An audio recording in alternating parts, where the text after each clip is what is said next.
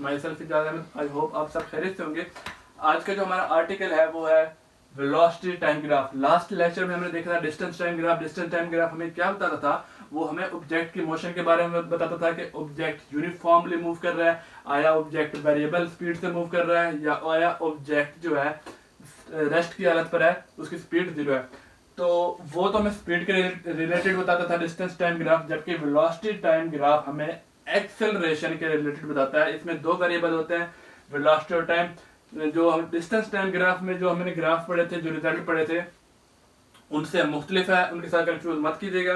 तो आइए हम देखते हैं वेलोसिटी टाइम ग्राफ को। तो वेलोसिटी टाइम ग्राफ हमें क्या बताता है? एक्सेलरेशन। एक्सेलरेशन का फार्मूला हमारे पास क्या होता है? A is equal to del V over T.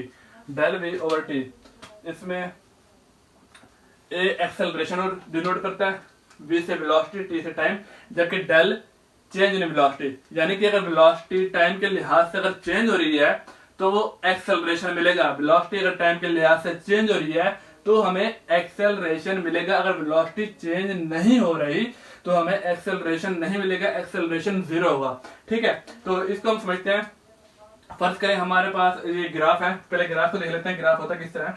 ये हमारे पास ये देखें, इसमें दो एक्सिस हैं, एक हॉरिजॉन्टल एक्सिस है, एक वर्टिकल एक्सिस है। हॉरिजॉन्टल एक्सिस पर टाइम को दिखाया जाता है, हॉरिजॉन्टल एक्सिस पे हमेशा टाइम को रिप्रेजेंट किया जाता है, जबकि वर्टिकल एक्सिस जो होता है उस पे हम वेलोसिटी को मेंशन करते हैं। तो फर्ज करते हैं हमारे पास एक ऑब्जेक्ट जो है, ऑब्जेक्ट इज मूविंग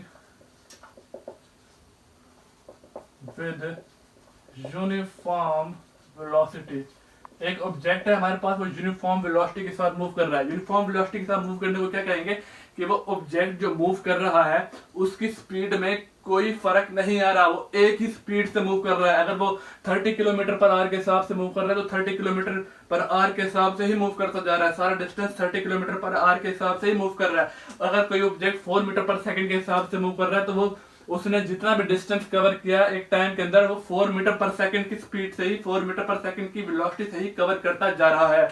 फर्ज करें यहाँ पर हमारे पास एक सेकंड में, पहला सेकंड हुआ है, हम स्टॉप वॉच ऑन कर देते हैं। पहले सेकंड में हमने देखा कि ऑब्जेक्ट जो है 4 मीटर पर सेकंड हिसाब से मूव कर रहा था। अगर टाइम को हम सेकंड से रिप्रेजेंट करते हैं और वेलोसिटी को हम मीटर पर सेकंड से रिप्रेजेंट करते हैं, ये हमने लास्ट लेक्चर में देखा था। तो पहले सेकंड में हमने देखा कि ऑब्जेक्ट हमारा 4 मीटर पर सेकंड के हिसाब से मूव कर रहा है। दूसरे सेकंड में हमने देखा कि ऑब्जेक्ट हमारा फिर 4 मीटर पर सेकंड के हिसाब से मूव कर रहा है। इसी तरह हम आगे देखते जाएं तो ऑब्जेक्ट हमारा एक ही स्पीड के साथ, एक ही वेलोसिटी के साथ, 4 मीटर पर सेकंड की वेलोसिटी के साथ मूव करे जा रहा है। तो हमारे पास ग्राफ किस तरह बनेगा? ऐसे हमारे पास ग्राफ ऐसा आ जाएगा। ठीक है, तो ये क्या आ गया? ये हमारे पास स्ट्रेट लाइन आ गया। हमारे पास क्या आ गया? स्ट्रेट लाइन आ गया। और ये स्ट्रेट लाइन जो है टाइम एक्सिस के पैरेलल है, टाइम एक्सिस के पैरेलल है। ठीक है ना? अगर कोई straight line velocity time graph में, वेलोसिटी, मेरे वर्ड नोट कीजिएगा, वेलोसिटी टाइम ग्राफ में अगर कोई इस तरह की स्ट्रेट लाइन आ जाए जो कि टाइम के पैरेलल हो तो हमारे पास एक्सेलरेशन क्या होता है? एक्सेलरेशन हमारे पास 0 हो जाता है। इसको मैं मैथमेटिकली अभी फॉर्मूले की मदद से बताता हूँ कि एक्सेलरेशन 0 क्यों हो जाता है। पहले हम यहाँ पे रिजल्ट लिख लेते हैं इसका, कि अगर वेलोसिटी हमारे पास यूनिफॉर्म वेलोसिटी हो, ऑब्जेक्ट की वेलोसिटी यूनिफॉर्म हो, तो हमारे पास एक्सेलरेशन क्या होगी? एक्सेलरेशन क्या होगी? 0। एक्सेलरेशन में क्यों 0 होगी? इसको हम अभी देख लेते हैं, इसको देख लेते हैं। मैं यहाँ पर इसको एक्सप्लेन करता हूँ थोड़ा सा ना। A is equal to V F minus V I over T. इस फार्मूले को इसी तरह खोलते हैं ना, डेल वी का यही मतलब है ना, वी एफ माइनस वी आई। ठीक है ना? अब इसमें इनिशियल वेलोसिटी क्या थी? इनिशियल वेलोसिटी क्या थी? 4 मीटर पर सेकंड। ठीक है, और फाइनल वेलोसिटी क्या है हमारे पास? वो भी 4 मीटर पर सेकंड। तो 4 minus 4 over t is equal to 0। यानी कि वेलोसिटी अगर सेम रहे, थ्रू आउट वेलोसिटी सेम रहे, वेलोसिटी में कोई चेंज ना आए, तो हमारे पास एक्सेलरेशन क्या होता है? 0। तो ये हमने यहाँ पे लिख दिया, एक्सेलरेशन 0 आ चुका है। ठीक है, कब? जब एक ऑब्जेक्ट सेम वेलोसिटी से मूव करे। दूसरा ग्राफ देख लेते हैं। दूसरे ग्राफ में हम देखते हैं कि ऑब्जेक्ट इज मूविंग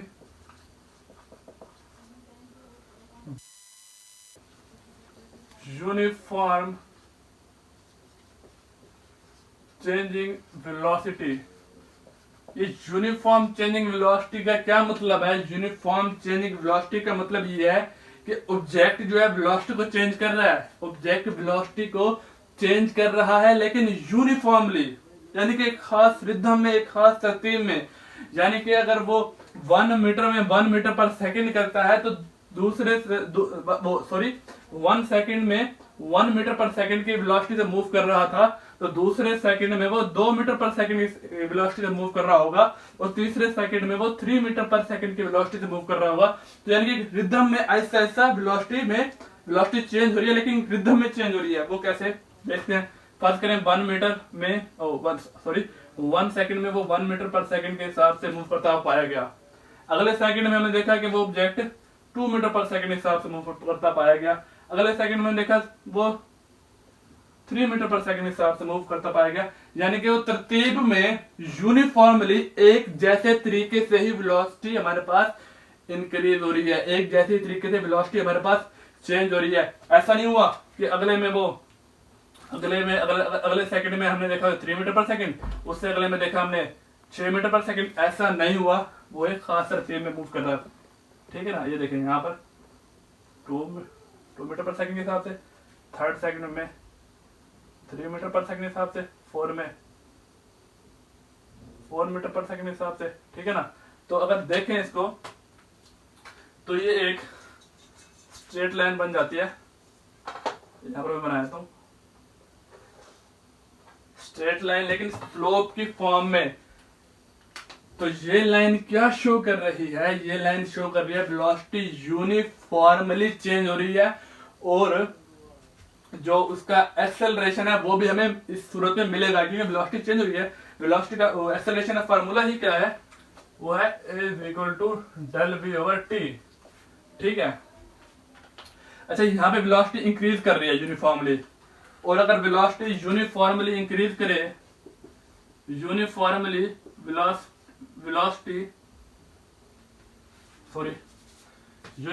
अगर वेलोसिटी इंक्रीज करे तो एक्सेलरेशन हमारे पास क्या होता है? पॉजिटिव एक्सेलरेशन आ जाता है हमारे पास। ठीक है। अब इसको फार्मूले की मदद से बताता हूं आपको मैं, पॉजिटिव एक्सेलरेशन कैसे आता है। ठीक है ना। फार्मूला हमारे पास क्या है? a=del v/t है ना। तो a=vf vi/t कर दिया। यहां पर इनिशियल वेलोसिटी क्या थी?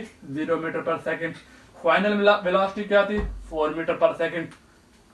तो हम यहाँ पे लिख देते हैं फाइनल वेलोसिटी 4 मीटर पर सेकंड, इनिशियल 0 मीटर पर सेकंड के हिसाब से थी, और टाइम कितना खर्च हुआ? 4 सेकंड खर्च हुए।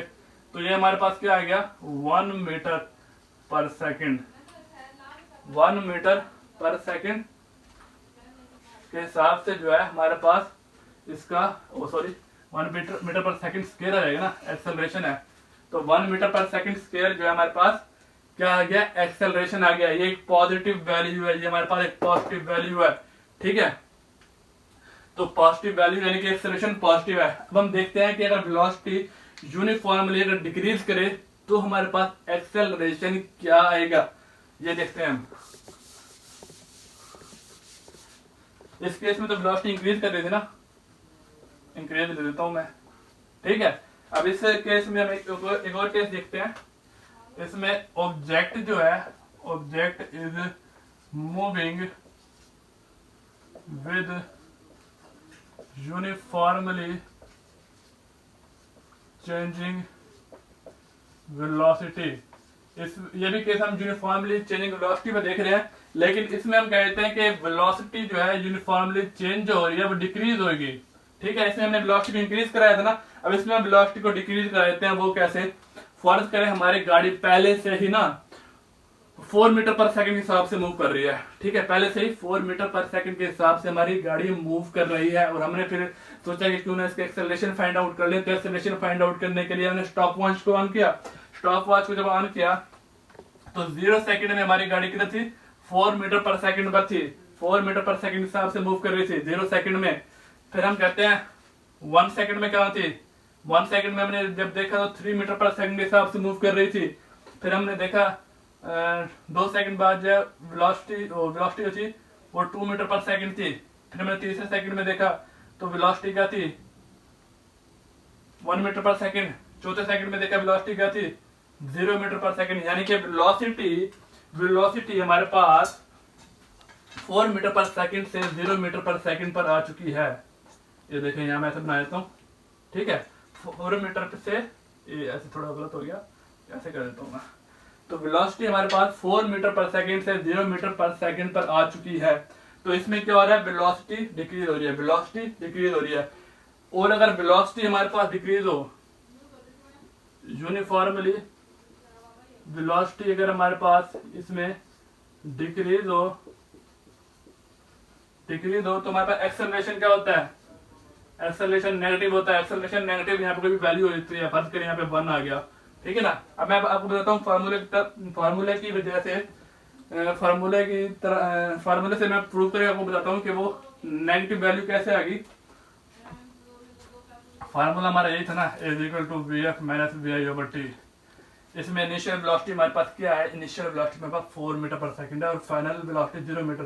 फाइनल 0 आ गई, इनिशियल हमारे पास 4 आ गया, टाइम कितना लगा 4 सेकंड, तो -1 मीटर पर सेकंड स्क्वायर।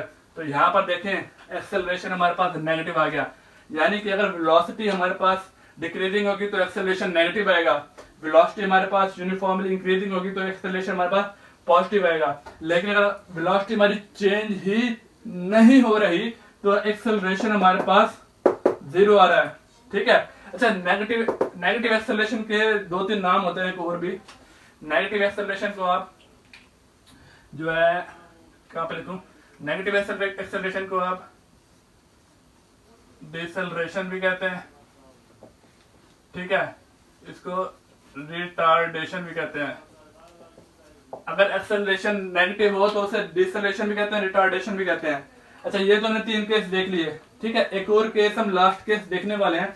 उस केस में हम देखते हैं कि गाड़ी की जो वेलोसिटी है वो चेंज तो हो रही है लेकिन बेतुकी आड़ी तिरछी, यानी कि कभी उसकी वेलोसिटी बहुत ज्यादा हो रही है, कभी उसकी वेलोसिटी बहुत कम हो रही है, ठीक है ना। हम यहां पर देख लेते हैं।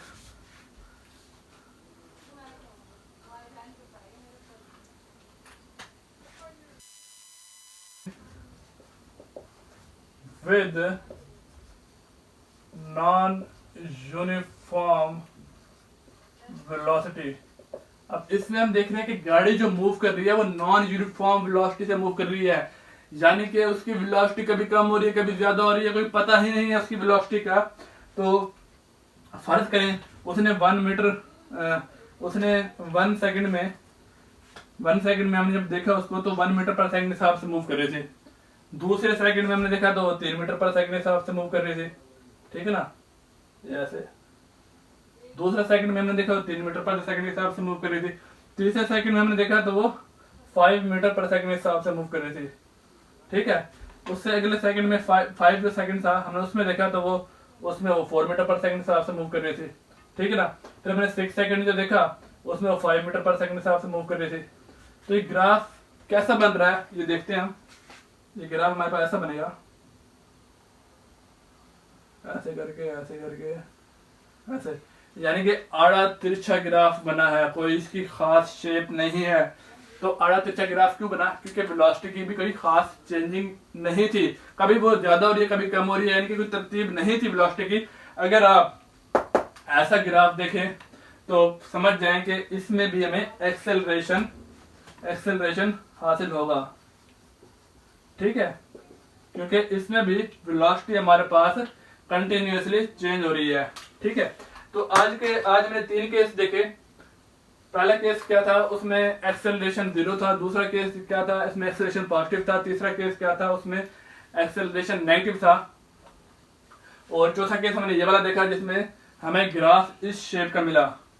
तो आज हमने वेलोसिटी टाइम ग्राफ को बड़े ही कंसेप्चुअल वे में देखा। आई होप कि आज का लेक्चर आपको समझ आया होगा। लेकिन अगर समझ नहीं आया, अगर आपके कोई क्वेश्चंस हैं तो प्लीज आप कमेंट में पूछें, मैं आपका जवाब जरूर दूंगा। और मजीद इस तरह की वीडियोस हासिल करने के लिए, कंसेप्चुअल लेक्चर देखने के लिए आप इस चैनल को सब्सक्राइब करें, और अगर वीडियो आपको अच्छी लगी है तो इसको लाइक कर दें। Thank you very much. अल्लाह हाफिज़।